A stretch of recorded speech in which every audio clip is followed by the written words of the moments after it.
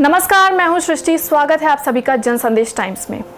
नीली धारी वाली सफेद धोती में लिपटी हुई एक महिला जो बीमार और गरीब लोगों की सेवा करती थी, उनको नोबेल पुरस्कार और भारत रत्न से भी सम्मानित किया गया था। आज 17 अक्टूबर है और हम बात कर रहे हैं मदर टेरेसा की। आज ही के दिन मदर टेरेसा को नोबेल शांति पुरस्कार से नवाजा गया था। 7 अक्टूबर 1950 को मदर टेरेसा ने कोलकाता में मिशनरीज ऑफ चैरिटी नाम की संस्था की स्थापना की थी। 1971 में बांग्लादेश से युद्ध के हालात बने तो पूरा कोलकाता शरणार्थियों से भर गया था। उन शरणार्थियों में महिलाएं, बच्चे भी शामिल थे, जिनको मिशनरीज ऑफ चैरिटी ने पनाह दी। ये संस्था रोमन कैथोलिक चर्च से जुड़ी हुई है और आज भी कई देशों में इसकी शाखाएं हैं। ये संस्था लोगों की भलाई के लिए काम करती है, ये तो आप सब जानते हैं। आइए जानते हैं कुछ रोचक बातें। 1950 का भारत गरीबी और भुखमरी से जूझ रहा था।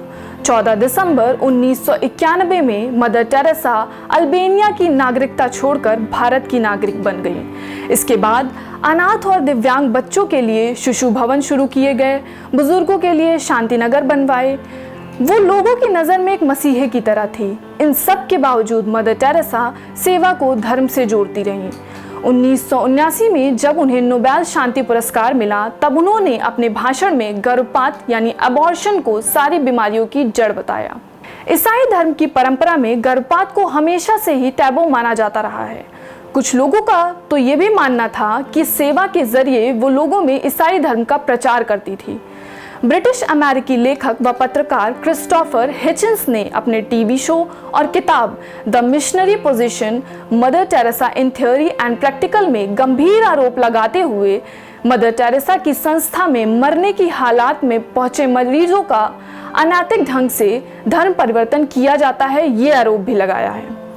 ब्रिटिश भारतीय लेखक और डॉक्टर अरूप चटर्जी मदर टेरेसा के बड़े आलोचक रहे हैं। एक समय में मदर टेरेसा के कोलकाता स्थित सेवा घर में काम कर चुके चटर्जी ने मदर टेरेसा के खिलाफ अपनी ही जांच का हवाला देते हुए किताब लिखी थी, mother Teresa the untold story, जिसमें काफी हंगामा खड़ा किया गया था। इस किताब में चटर्जी ने लिखा था कि प्रचार किया जाता है कि मदर टेरेसा के सेवा घरों में कई हजार बीमारों और लाचारों का इलाज व सेवा किया गया है, जबकि ऐसे लाचारों की संख्या 700 से अधिक नहीं है। इसके अलावा चटर्जी ने कुछ दस्तावेज जारी करते हुए मदर टेरेसा की संस्थाओं को मिलने वाले डोनेशन के साथ उनके बैंक अकाउंट्स में आने वाले रकम स्रोतों को लेकर भी सवाल खड़े किए थे और कहा था कि जाली और 400 बीसी वाले लोग ही ऐसी संस्थाओं में पैसे लगाते हैं। चटर्जी संस्था के बारे में बताते हैं कि टेरेसा का मानना था कि पीड़ा से ही मनुष्य को ईश्वर की प्राप्ति हो सकती है या वो ईश्वर के करीब पहुंच सकता है, इसीलिए वो पीड़ा को ईश्वर का वरदान मानती थी। पर जब वो खुद बीमार होती थी तो देश विदेश के महंगे हॉस्पिटलों में अपना इलाज कराती थी।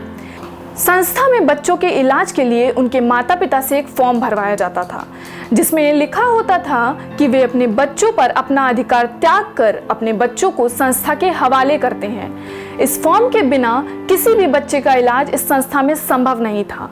मदर टेरेसा के साथ कितने ही विवाद जुड़े हों, चाहे उनका इरादा धार्मिक ही रहा हो, लेकिन हमारे लिए ये सब सिर्फ लिखित दस्तावेज हैं। पोप फ्रांसिस ने 4 सितंबर 1916 को मरने उपरांत मदर टेरेसा को संत की उपाधि दी थी। शांति दूत मदर टेरेसा ममता की मूरत थी। दीन दुखियों को गले लगाना और बीमार लोगों के चेहरे पे मुस्कान लाना ही उनकी एक कोशिश थी और यही उनकी पहचान थी। धन्यवाद।